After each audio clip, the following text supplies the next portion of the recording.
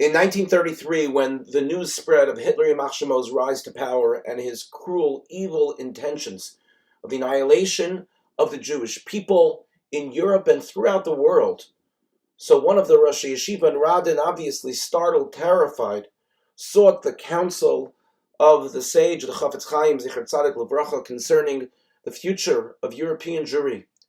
And the Chafetz Chaim told him, he said that nobody in history has been able to wipe out the Jewish people until this point, and no one will be able to do so, no one will be successful in the future.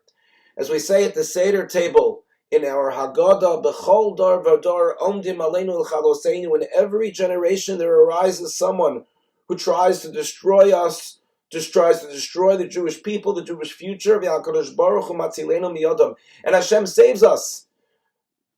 Hashem saves us. There are so many who were lost in the Holocaust, so many how Hashem didn't save. So the Chafetz Chaim alluded to the following pasuk found in our parsha. Pasuk says that when Yaakov Avinu anticipated the war that he would have with Esav, and that this war, as we know on a deeper level, is a war that rages until this day, the war between Yaakov and Esav. But as Yaakov prepared for the war, what he did was he split his camps. And he reasoned that if Esav comes to one camp and destroys it, there'll be the other camp that will survive and thrive and blossom and represent the future of the Jewish people, that Am Yisrael will never be destroyed. Hashem will always save us as a people.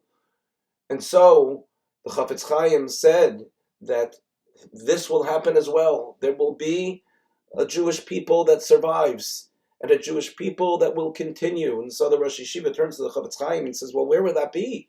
If European Jewry is destroyed, as Hitler Yamach Shemo was promising to do, then where would this Machane HaNishar be?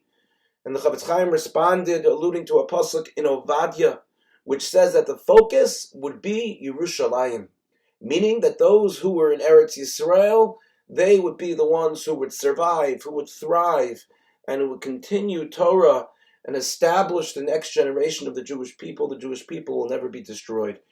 Years later, when Rav Yosef Shalom Kahneman Zichar Tzadik Levracha, who was the founder, the first Rosh Yeshiva of the famed Ponevezh Yeshiva in Bnei Brak, and Rav Kahneman really was responsible for the establishment of Bnei Brak as to what it is today, as being a place where there are thousands upon thousands of Jews who are present, who are learning Torah.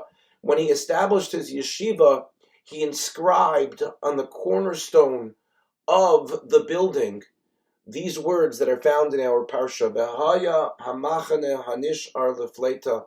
The words spoken by the Chafetz Chaim, the words spoken by Yaakov Avinu, that the future, that which would be left, the camp that would not be destroyed, that would be the continuity, the future of Klal Yisrael, of Am Yisrael, the Jewish people. It has been a difficult kufa for Klal Yisrael over the last 8 weeks, since the beginning of the horrific war that has taken place. And with all of this, with all of the pain, with all of the stress, with all of the despair, with all of the suffering that we have seen our brethren in Eretz Yisrael go through, we step back and we recognize that we have merited to see the words of the Chafetz Chaim come true in an incredible fashion in our time, despite all of the challenges that we face. The Machane HaNishar from the Holocaust, from the 1930s, look where we are now, despite everything that we face.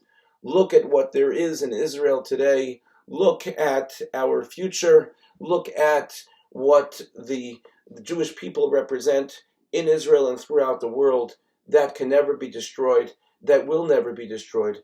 In the words of the Chafetz Chaim, tagging on the words of Yaakov Avinu, that Machane will be nishar, that Machane will be left, lifleta, and it will blossom, and it will continue to blossom. May we take comfort in this idea, and may we hope that this week brings Besoros Tovos, Yeshuas of Nechamos. Thank you for listening, and have a good Shabbos.